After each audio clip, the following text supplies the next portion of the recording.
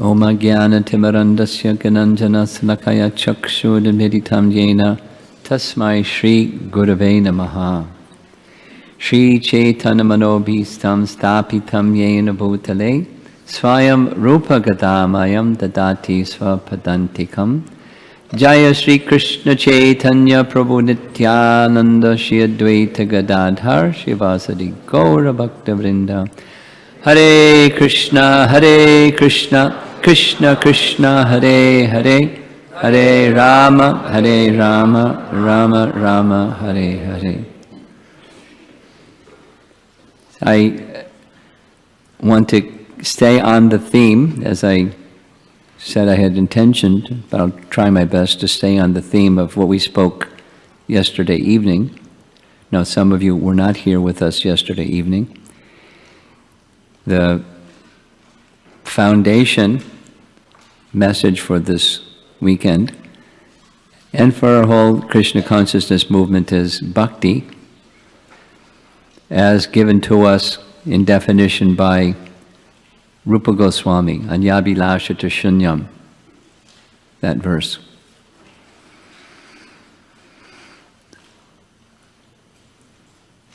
We saved a spot for you right in front. See, it's just perfect fit. Right next to your friends and everything. But you can't get restless, you just have to sit still. You're going to sit in the front. Okay.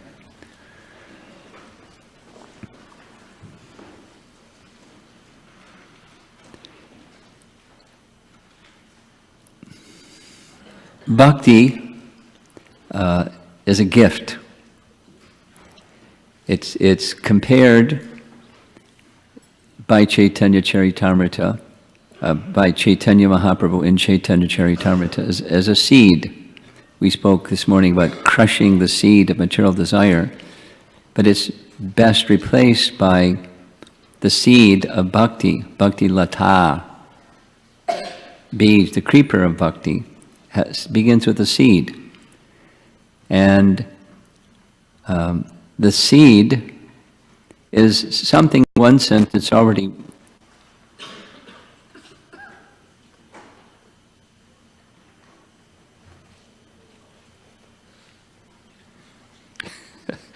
seed is something that's already with us. Bhakti is something that's already with us. It just needs to be awakened. The soul is dormant, in a sleeping condition, not gone, just checked out, asleep, and covered by ignorance. And so the seed that's given by the mercy of Guru and Krishna is the sound vibration that awakens the seed, the dormant seed. And when that dormant seed awakens, then the activities of sadhana, we discussed this the first evening, the activities of sadhana bhakti begin. It's a cultivation of the relationship that we eternally have with Krishna but has been forgotten. And it's not so clear. There's some preliminary faith that's required and good association that's required that helps to nourish that preliminary faith. And then gradually, the activities that are aimed at awakening in full that relationship.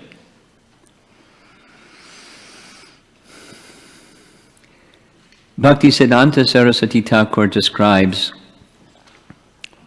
that this association of devotees that awakens the dormant bhakti that's within everyone, he likens it to a river that sometimes appears to go underground. It seems to disappear, but it's there. Now, I'm not a geologist, but from what I understand, there are such things as rivers that are on the surface of the earth and sometimes they go beneath the earth and they appear to be gone, but they're running beneath the earth. Yes? And so Bhaktisiddhanta's term is Vaishnava Vishva Raja Sabha. Nice word. That's the Hare Krishna movement, or ISKCON. The Sangha of Vaishnavas, the Sabha of Vaishnavas, Vaishnava Vishva Raja Sabha. Sometimes it's visible. So he, Bhaktisiddhanta, made it his mission to make that which was now running underground to be on the surface. And all it takes is sound vibration. And sound vibration brings that dormant, now latent association of devotees to come up. And that's what Srila Prabhupada did, following Bhaktisiddhanta. He came to the West. And lo and behold, there were people that were devotees. They just had forgotten. And a little association with Prabhupada or Prabhupada's followers, and very quickly they became devotees. Just the other day I was sharing, I'll say it again, it's really nice. There's so many nice stories like this. Many of you here know Badahari because he's visited here many times. We were at a japa retreat together and with his wife. He was describing how he became a devotee. And his wife was kind of chiming in saying, yeah, he was really on a track to become a famous musician. So he went to a special music school. Subal also went to a special music school, right? And he graduated, and Badahari, and then he was part of a musical group, I don't know what kind, and the first thing that they did is they toured in Europe for a couple of months in the summer. You know, they very quickly got acclaim. His wife was saying they were on the road to success, real successful group. And then he came back to his home, which was California. When he landed at LAX, LA Airport, and he got a book. I remember it was Bhagavad Gita, whatever the title of the book was. And when he got home, he read the book. Then he saw there's an address of the temple, so the next day was Sunday, he went to the temple. And he liked it so much, he just packed his bag and moved it into the temple on Monday. It was fast. These days, it's not so fast. And, you know, he became a temple president in Laguna Beach, and on and on and on and on and on and on. But how? Through association. And the association initially was one of Prabhupada's books, and then the association of devotees of people who are living a life of devotion. And he was so attracted, in principle, that he just gave his life.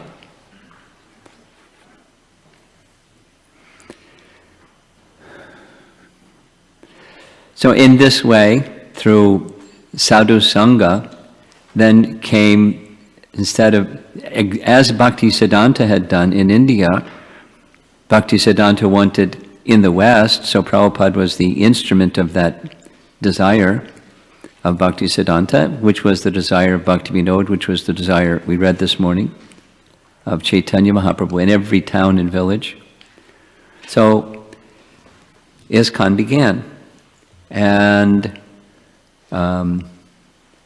by Prabhupada's mercy and a lot of hard work on the part of a lot of servants of Prabhupada, assistants and followers of Prabhupada, we recently experienced and celebrated ISKCON 50.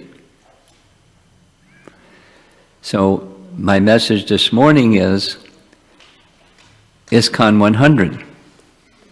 One of the things that Srila Prabhupada was known to do was whenever there was some milestone that was achieved by the devotees, there would be a modest celebration, and then we knew what was next. Prabhupada was going to tell us what's the next milestone.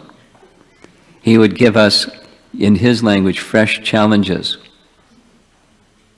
Not too much, but a challenge. I remember specifically in Boston, was one of the initial temples. Prabhupada had sent Satsrup Maharaj to go to Boston. Then it was Satsrup Das Adhikari to go start the Boston temple. Because there were lots of colleges, and part of Prabhupada's strategy was reaching college students because he saw them as potential leaders for his Hare Krishna movement. And so Prabhupada was deciding how many Back to Godhead magazines would be published monthly. Then it was a monthly. And it reached a certain number. I don't remember what the number was. But Prabhupada wrote a letter to all the temples that had helped achieve that, thanked them, and said, next month it's going to go up to some other number, which was about 2.5 times what it was the previous month. And we were thinking, what we were thinking? Oh my God, how are we going to do this? But Prabhupada wanted us to do this, and so we had to find a way to do it. And we found the way to do it.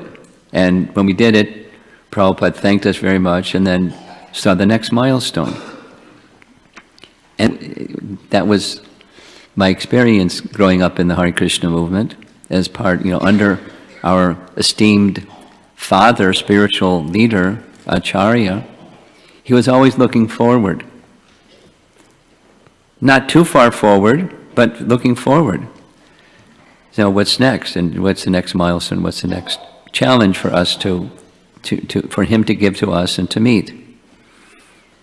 I can give other examples. There's nice examples. So, I was thinking this would be a nice topic. I'm this year celebrating my 69th birthday, and pretty sure I won't be around for ISKCON 100. Not in this body anyways. And some of the rest of us in this room will probably not be around for ISKCON 100, but some of you in the room, you guys in the front row in particular,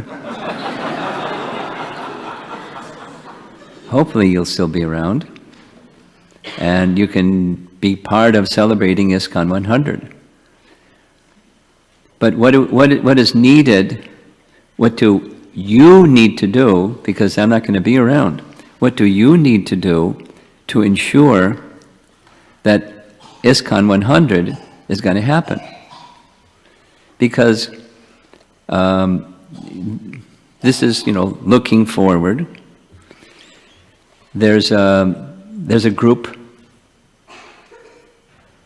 on behalf of the GBC called something, it's probably out there in the corporate world, but organization development. I know one second generation devotee, he's majoring in organization development, Gopinath, organization development. And so it's a term out there in the corporate world. So we established an organization development committee on behalf of the GBC, thinking forward, whatever the structures, systems, and et cetera, to allow for the expansion, thinking ahead without all the details. So one of the things that was done was one of our organization development committee members is from Russia.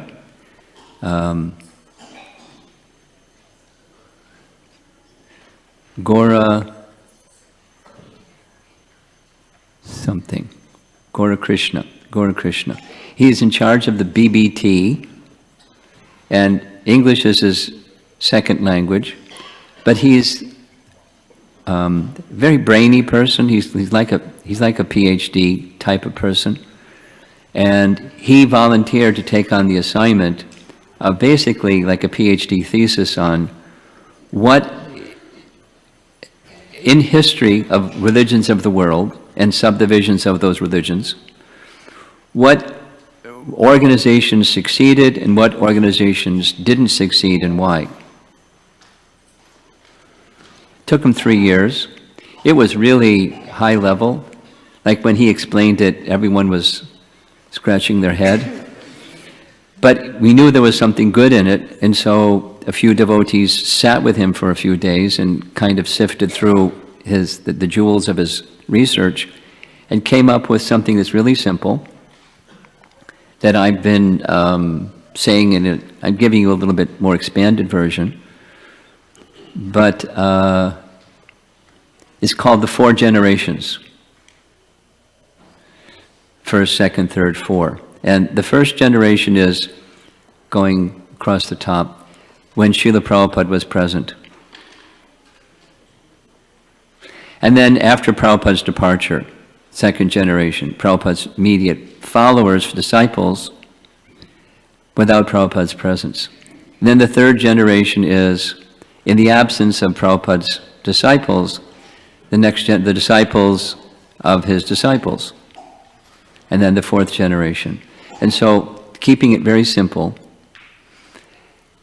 really simple, for you all that are young enough to be around for ISKCON 100, there's something that you all need to do. And those of you that may not be around but can help make it happen because you'll be old and maybe also gone by that time, in another 48 years. Add 48 to a number of years of age and you'll see if you're going to be around. Read Prabhupada's books. And it's very lengthy and expanded, but without the understanding of the intention, then the circumstances, and then the teachings. So the intention, we could go to Prabhupada and say, when you said this, did this, what are we to take from that? He could clarify in the first generation. Then in his physical absence, intention can be to some degree accessed by his immediate associates that were with him. But different persons having been in the same room experiencing the same thing have a different memory of what that experience was, and to understand the intention of our founder Acharya. So there's the context, intention, context, and then in the 3rd generation, the context, there's lots of biographies by Prabhupada disciples writing about Prabhupada's life, and that gives us some sense of the context. But then there's the big picture that's not just one little picture or several little pictures. So when the absence of Prabhupada's disciples, then what's left is his teachings. So this research, 3 years of research by a brilliant person, shows that for organizations that continue, there's a really strong emphasis on the teachings of the founder, Madhvacharya, Ramanujacharya, this branch of Christianity, this branch of Islam, whatever are the different denominations, the teachings of the founder of that particular entity or religious group. The teachings are critical. All that's packaged in one sentence. Please read Prabhupada's books. I plan whenever I go to a new place, that's the Sunday lecture I'm going to give. Please read Prabhupada's books. Please read Prabhupada's. Because whether or not ISKCON is going to continue is going to hinge on whether people do that. And it's not just somebody in our community, they're Brahminical. They like to read Prabhupada's books, so we'll just rely on them reading Prabhupada's books. And we'll just ask them what's in Prabhupada's books. That's not adequate. That's not going to ensure ISKCON 100 happens. Because then there's different people that have different opinions about what's in Prabhupada's books. So please read Prabhupada's books. Don't wait for somebody else to do it for you. Be part of the Vaishnava Vishwaraja Sabha program, or the ISKCON program, which is the river of association continues vital and lively and vibrant and essential. There's other essential things. one absolutely necessary thing is becoming very clear, not just kind of familiar with, but very clear in Prabhupada's teachings, so that you can be independently thoughtful and discriminating about whatever the topic is that's covered in Prabhupada's books, because you're familiar with them. In other words, it's not just something that's out here, it's something that's in here. This is this message of from the heart. The message needs to touch your heart. And we're all busy. Anybody here not busy? We're all busy. We must read Prabhupada's books, however busy, whatever our life is made up of, so that we can be an instrument of the will of Chaitanya Mahaprabhu, that in every town and village his name will be heard, and so forth, all the other nice things that we've been hearing. This flood of love of God everywhere. It's not going to continue. It will continue when there's this Sangha of Vaishnavas, that when somebody, because of modern circumstances of life, somebody has a job over here and they get a transfer to a job over there, and Haribol, there's some association. It happens. It's not infrequent. It's part of what's going on today. And that's good. And even if you get transferred to a place that's Timbuktu, then you can start association in Timbuktu by the same process. That's what Prabhupada did. There was nothing except the order of his spiritual master.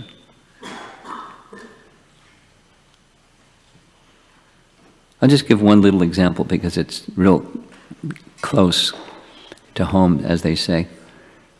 In my final year of college, I was living in a farmhouse with a group of people. And it was Krishna's arrangement that each one of us was doing something of a spiritual nature, but it was kind of like, supermarket. It was kind of like a little bit of everything. Somebody was doing Zen, somebody was into Rosicrucian, somebody was into Sufism, someone was into Krishna, someone was into macrobiotic diet, and someone was this and that. We got along fine. So from the house that I was living, 3 people, along with one devotee who was part of the then Buffalo Temple, Janamejaya, and his wife, who had kind of left Krishna consciousness without the detail, they got back together, and then this young couple, Paul and Jennifer, young, long-haired fellow and nice, they went to Atlanta to start the Atlanta Temple, because that's what Prabhupada told them to do. And they didn't know anybody. They didn't have any money. And somehow they found a nice person, William Ogle, who was a student at Emory University, who later became Balavantu, who later became the temple president, later became the GBC. Just because Prabhupada sent them, off somewhere to expand the Hare Krishna movement. Very entrepreneurial.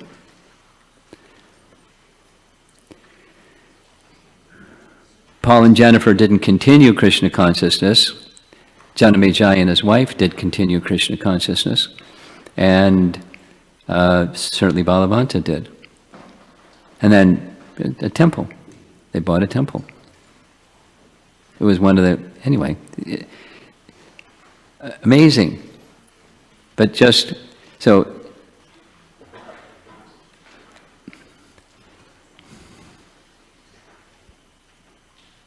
that was an expansive era, and now it's more, not completely, but more in the line of boil the milk kind of era, which is much more emphasis upon training and education before going off to try to start a Hare Krishna temple in Fargo, North Dakota, or something like that, some place where there's nothing.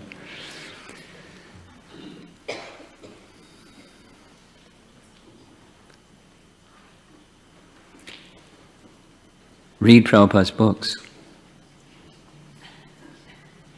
Read regularly, and whatever it takes to do, to read regularly.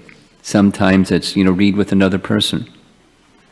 And then I know devotees in the room that are were struggling to read regularly, and they found somebody else to read regularly with, and now they're reading every day. And they're discussing a little bit. It's a little bit every day, and every day. If one gets distracted, the other one pulls their chain and says, come on, let's read today. Okay, we'll read every day. And it naturally flows from increasing book distribution. Is we want people to read the books that they now have. We also want ourselves to read the books so we can explain what's in the books. And so we're qualified to continue the Hare Krishna movement for ISKCON 100.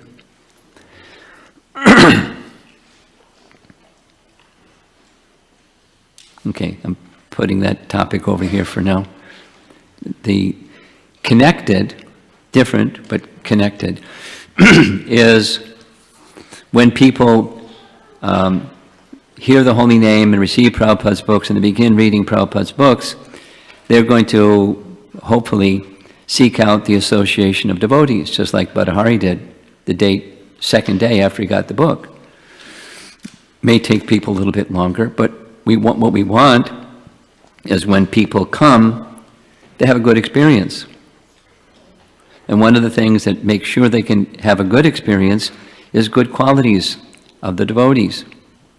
One of the things to make sure they have a bad experience is bad qualities of the devotees.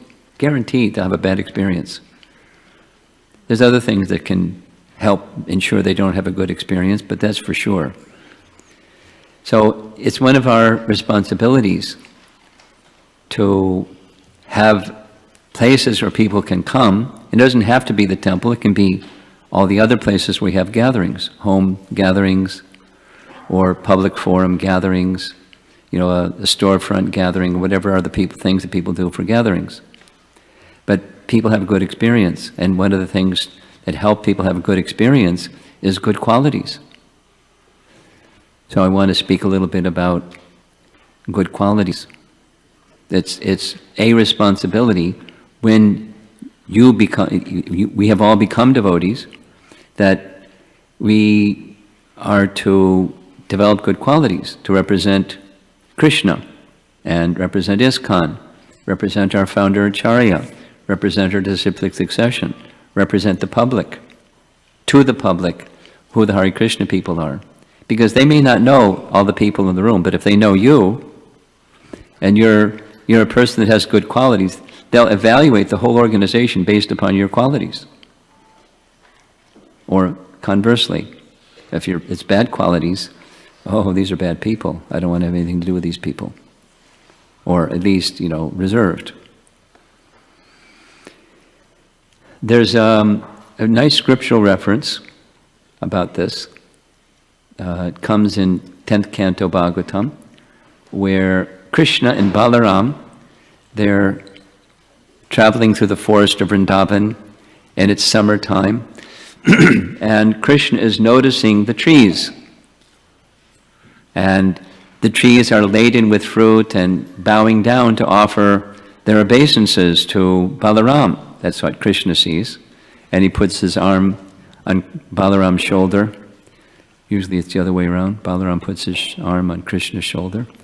But he puts his arm on Krishna's shoulder, Balaram's shoulder, and gestures to the trees and says, these are great saints. Because what great saints do is they always want to serve others. And just see how these trees are serving. They're serving you, and they're serving all the living entities in Vrindavan. And then he winds up with this verse that says, there are 4 ways that one can serve. Speaking of trees, but trees don't have wealth, but one can serve with one's life, saints, with life, wealth, intelligence, and words. I didn't know the scriptural reference, I just heard one lecture where Prabhupada was speaking about these 4, and then later I read the scriptural reference. And so we can evaluate how well we're doing in our reaching the hearts and the minds of others, whatever the population is, the constituency of who we're trying to reach. If any one of these 4 things, they give their life, they give some wealth, they appreciate the work and they want to help with the fruits of their work, They give their intelligence, they have some ability to do construction or repair or cleaning or cooking or something or whatever, so they can use their intelligence to do something. Or they can give their words. And the way Prabhupada ended this, which is what I'm trying to share now specifically, at least they should give their words and say, oh, the Hare Krishna people are nice. Because if they say, oh, the Hare Krishna people are not nice, then that's a disservice. So we're speaking of service. Remember our first evening. This bhakti is service. Anya avila shunyam jnana karmadya navratam anukulyena krishnanu shilanam. It's service with the body, with the mind, with emotion. So we want the service minimally to be a service that people say, oh, these people are nice. Anybody that had any association with Prabhupada, they may not have appreciated the transcendentalist that he was. But they all, without exception, the persons that I've met, he was so nice. You know that interview with Sally Agarwal? Swamiji was so nice. You know, she didn't understand his transcendental position. Swamiji was so nice. He never made... She was concerned that she would feel uncomfortable. Prabhupada went out of his way to make sure she would never feel uncomfortable. Living in their home, eating unmentionable things, and here's a sadhu in their home, etc., with a little baby, doing things that little babies do, and Prabhupada never made her feel uncomfortable. Swamiji was so nice, etc., without other anecdotes. He was an acharya for his own teaching, that is, even ordinary people. Sometime later, I wasn't there, but the little boy, whose name was Bridge, Sally Agarwal's son, was named Bridge when Prabhupada was there. He grew up. And he went to college, and he got a job somewhere near St. Louis. Maybe some of the devotees from St. Louis remember this, when Sally Agarwal and her husband came to visit their son. They stopped at the temple, and it was the same thing. Swamiji was so nice. The deep impression. Had love for how nice Prabhupada was. And guaranteed spiritual benefit for just having that sentiment. So it's part of our responsibility to have good qualities. Okay, now comes the next obvious question. How do you get good qualities? And that there's different things that are said, but our verse on Friday evening tells us, essentially, good qualities come from bhakti. When you have bhakti, or you're pursuing bhakti, you're cultivating bhakti. Cultivating bhakti means, quoting one of our members here in the room, I understand that my nature is I'm very selfish. And even when I want something that appears to be like in the realm of devotional service, it's about me. I'm too much obsessed with selfishness. And I don't like it. Now, how are you going to get over that? Or go beyond that? Go on the other side of that? It's bhakti. And the struggle isn't going to get you on the other side. It's in Bhagavad Gita. Daivi esha gunamai mama maya doratyaya. Mama eva prapadyante. So the prapadyante, the surrender to Krishna, includes 6 things, but the first 2 of the 6 things is accepting things favorable, rejecting things unfavorable. Yes? Anukulyena sankalpa pratikulyasya varjanam. Anukulyasya sankalpa pratikulyasya varjanam. So we, in the keeping it simple, in the language of the scripture, on the one hand, we need bhakti, because from bhakti everything else comes. Those of you that are familiar with Bhagavad Gita, scriptural reference. Chapter 13, verses 8 through 12, Krishna's giving items of knowledge, because Arjuna wants to know what's knowledge. And he gives 20 items of knowledge. And of those 20, one is Swarup, the principle, characteristic. And that Mai Chananya Yogena Bhaktir Avyabhicharini, undivided devotion to Krishna. And if you have that one, the other 19 will follow. So it sounds like it's a vending machine. But it's not a vending machine, it's not mechanical. If you have that one, avyabhichari bhakti, undivided devotion to Krishna, you want Krishna to be pleased. So when you want Krishna to be pleased, you dismiss the unwanted and accept the wanted. You cultivate good qualities. That's one scriptural reference. Chapter 13, Bhagavad Gita. Here's another one. There's three more. There's a nice section in the 11th canto, Uddhava's receiving knowledge from Krishna. And Krishna teaches, I'm keeping it simple, a method of developing good qualities. Would you like to know what Krishna says, how to develop good qualities? You cultivate it. There are items that are in the category of goodness, and you cultivate the items that are in the category of goodness. You choose the items of goodness. However, it won't stick unless it's for Krishna.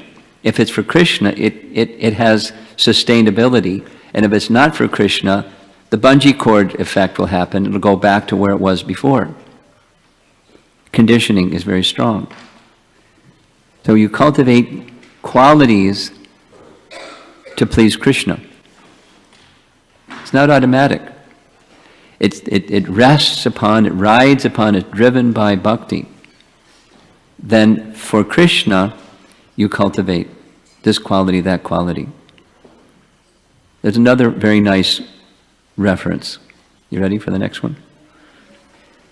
We've discussed this in different venues. At the chapter that comes right after Prahlad Maharaja's exchange with Lord Nrsingadev is chapter 11 of Canto 7. At the beginning of chapter 11, Yudhisthira wants to know, wow, Prahlad Maharaj was such an exalted devotee. How do you get there? How do you get qualities like Prahlad has? How do you become so pure in devotion like Prahlad became pure in devotion? Well, obviously you need association like he had of Narada. But some people may have had Prabhupada's association and really became elevated, and some didn't. There wasn't much movement. Or as we heard this morning, the example of a devotee who's chanting for so many years and they're proud and fault-finding. So where's the good quality? Something's missing. Therefore, the answer that Yudhisthira gets is, before you can have these elevated qualities, you have to dedicate things to Krishna, Varnashram. And before you can perform Varnashram, you have to become a human being. So there's 30 qualities. You can look them up later. Canto 7, Chapter 11, text 8 through 12. Qualities, human qualities. And Yudhisthira hears, if you develop these 30 qualities, Krishna will be very pleased with you. Okay, Krishna will be pleased with me. How do we get those qualities? With the motivation of wanting to please Krishna, you cultivate. Another place. At the last part of chapter 12 Bhagavad Gita, those who are in devotional service, there's the last part of the chapter is these qualities, those qualities, the other qualities. Such a person is very dear to me. So if you want to be dear to Krishna, develop those qualities. If you want to be dear to Krishna, that's the operative principle. Anukulyena. Want Krishna to be pleased. If you want Krishna to be pleased, then you cultivate. And then you can transition from not such nice quality to nice quality. Now it can happen just by mercy falls from the sky, and you one day you have bad qualities, next day you have good qualities. Usually it doesn't happen that way. It's a cultivation process driven by the desire to please Krishna. And then gradually a transformation comes. The quality of goodness comes. There's pillars, the four regular principles, they're pillars of goodness. And the table or the chair or whatever it is rests upon those four pillars. So we can't ignore those four pillars. And then we can't ignore other things that are also good qualities. To please Krishna, bhakti is the operative force that says, I want to please Krishna. That's something that's from the soul level. And then the mind, the senses, emotion goes following the desire of the soul to be with Krishna. So one last thing, it's in relation to our the appeal I made this morning of assist Chaitanya Mahaprabhu in his mission of giving love of God in the form of the holy name, in the form of transcendental teachings, however, somehow, in addition to the busy lives that we have, to maintain what's already in front of us. Is it something that we're interested in? It's a false dilemma question.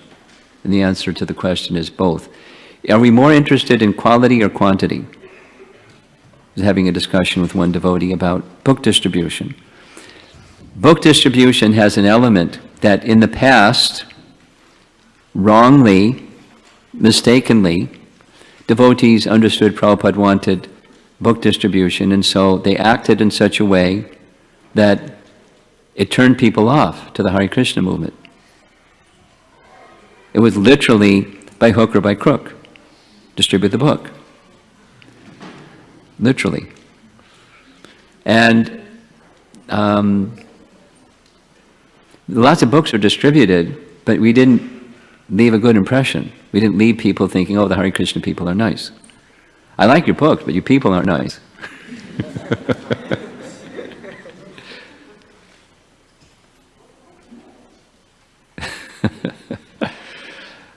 So many stories. I was once trying to arrange with the Bronx Zoo in New York City because it's a public venue for our distribution of books. And the person that was in charge of the Bronx Zoo was a mode of goodness person, but he wasn't saying yes, and he wasn't saying no. And finally, after, 10 visits, he finally gave the explanation why. He said, you're different.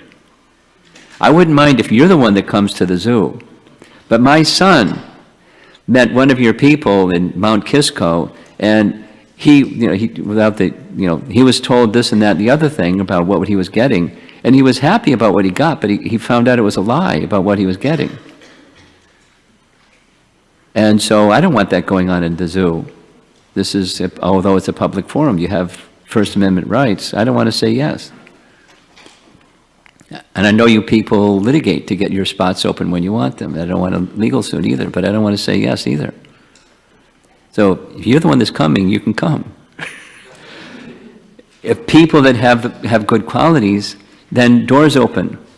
And persons don't have good qualities, then doors close. And hearts close. And minds close. And the message that's so beneficial, the door's not only closed, it's locked. And as we expand, there's going to be lots of devotees going and meeting people who it's going to be their first impression. I was told by the devotees that do door-to-door book distribution, there's lots of people in any venue, in any urban place, they didn't even know that we have a Hare Krishna temple. And they didn't know where it was and what it was and so forth. And I can start coming now. We want that impression to be a warm feeling. And So it's quality. And quality will lead to quantity. We want quantity. We're setting goals. And we should set goals. Prabhupada did it. And it's not a competition against the other temple or the other Prabhu. It's to have a goal. So we want to quantify, just like japa. We set some vrata of what we'll chant we can chant more. But we want quality, and we want some fixed goal.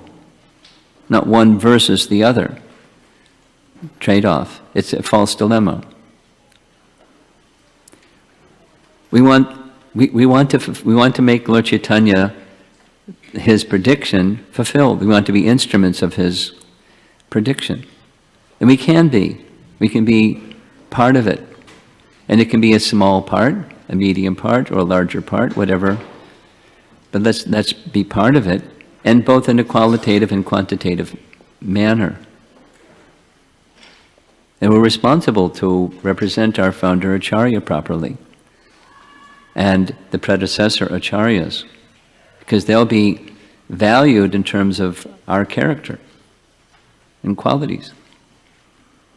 And will be effective long-term because of good qualities and good character. Not only with new people, but amongst our own people. It's kind of simple. When a new person comes and sees, wow, they treated me really nicely, but I see how the people here, they quarrel with each other, so I think I'll just stay out there and they'll treat me really nicely. I like it better. It's Kali Yuga, and it's not easy. What's the cutoff time? I've already passed it. Huh? 12 o'clock. Oh, okay.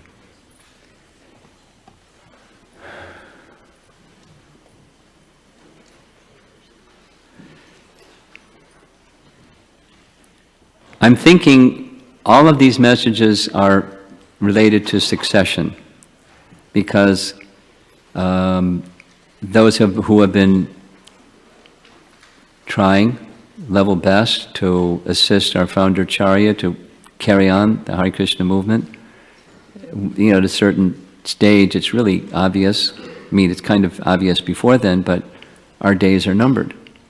And so how to pass on to the next generation the mantle. There's some of the devotees in the room will be going to the International Leadership Sangha, ILS. It's got to have an acronym, right? ILS.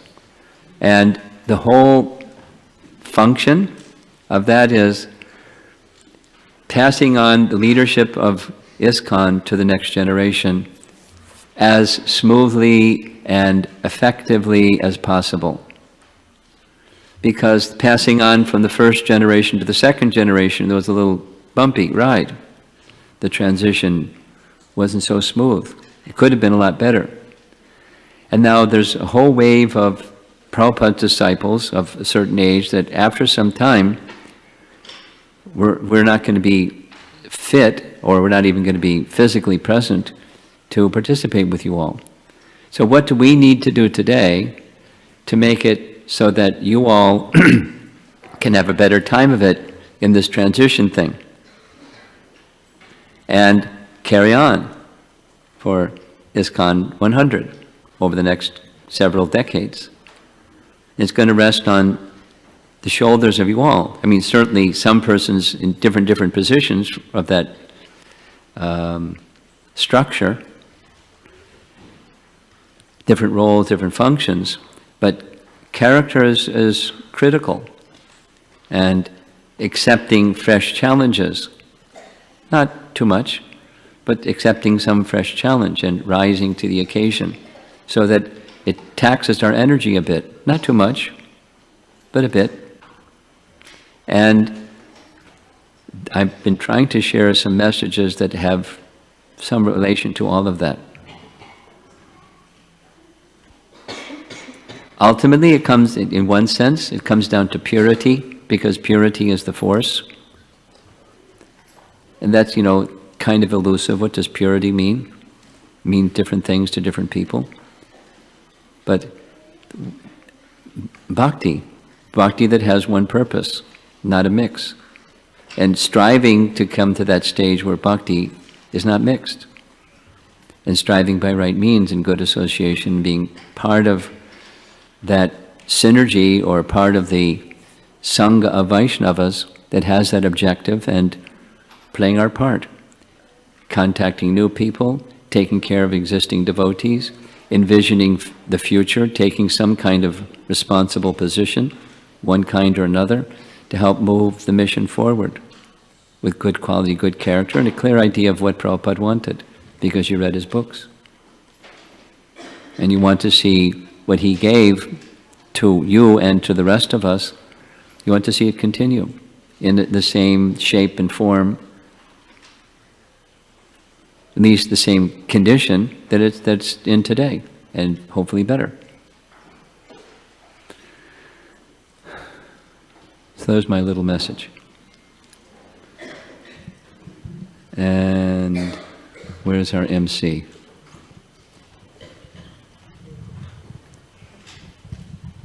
Here he is. You got your microphone? Do you need one?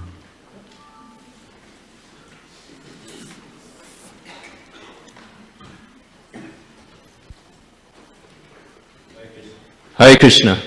So the next part of the program, we will be inviting Lavanya Kelly Devidasi to present the Vyasa Puja book to Maharaj.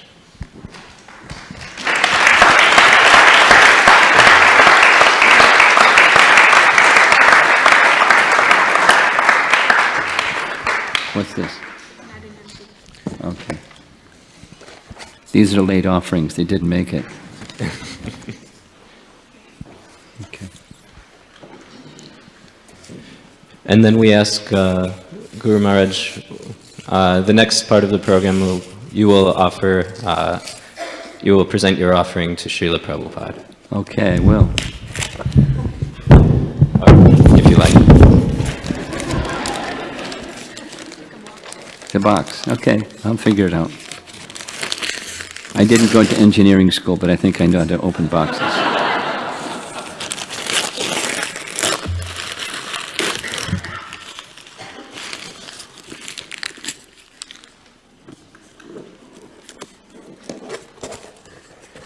Okay. There's a whole team that worked on this. You want to say something about the team that worked on this? Yes, Maharaj. So I know that the effort was headed by Madhu Mangal Prabhu and Premarasa Mataji, and I'm sure there were many others involved who spent many hours, not just putting the book together, but also chasing all of us down to submit our offerings on time to make it into the book. So a big appreciation for the patience and dedication that this service requires every year to put this collection of offerings together in a way that's just like Krishna consciousness, ever fresh. So it's a nice reflection on the year and a nice meditation as well to compile all of these outpourings of our feelings for Maharaj. So Hari Bol for the team that put it together.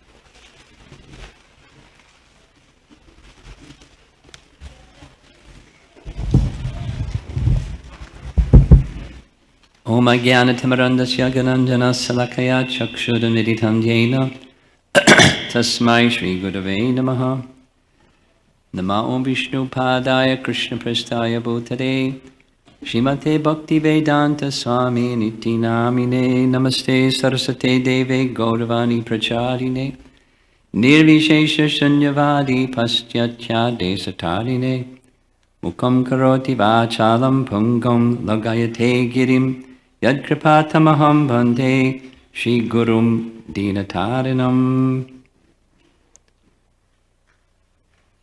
My dear and most respected spiritual master and eternal Father,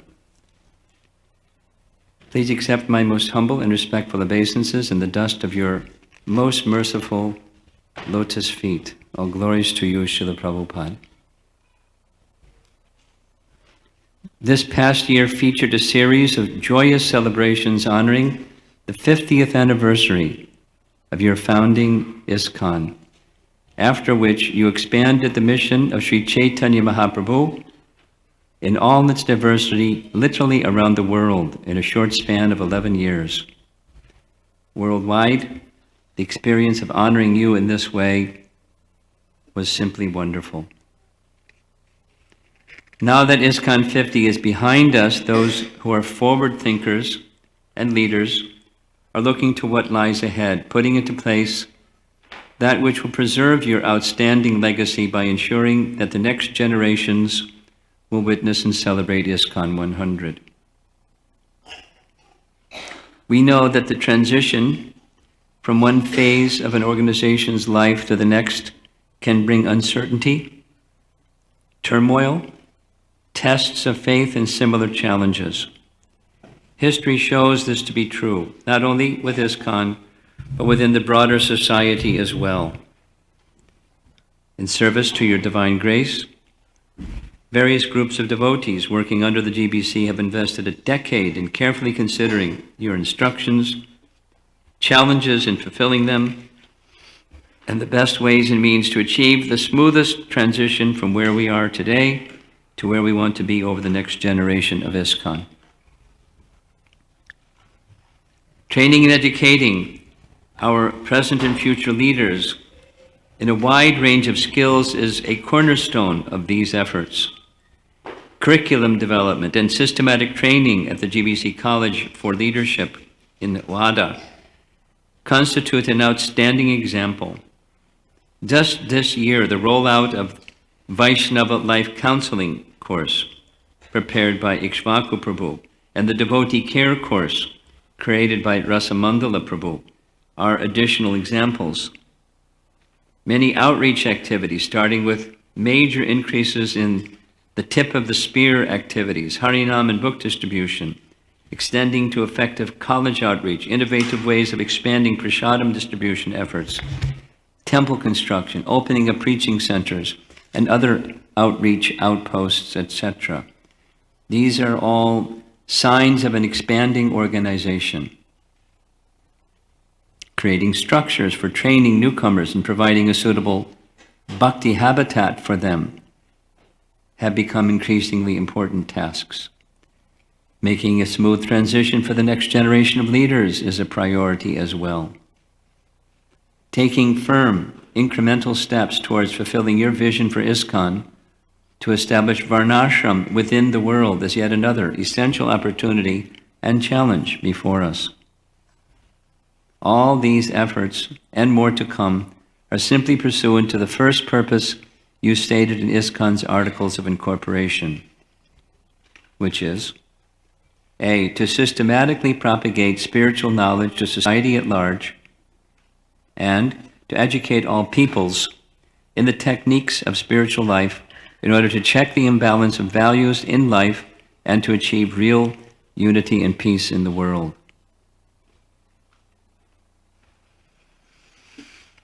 Please empower us with the requisite intelligence, determination, sincerity, and strength to work toward achieving these goals, ever keeping your intentions and instructions in front of us.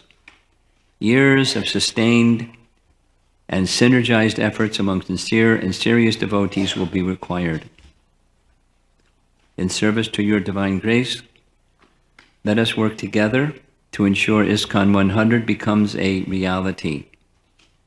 Statistical odds may be against us, but Krishna is on our side, provided we remain loyal followers of your divine grace. The desire to serve you literally forever is deeply and indelibly embedded within my heart. Kindly accept my prostrated obeisances again and again, aspiring for your eternal service, your humble servant. Srila Prabhupada ki jai.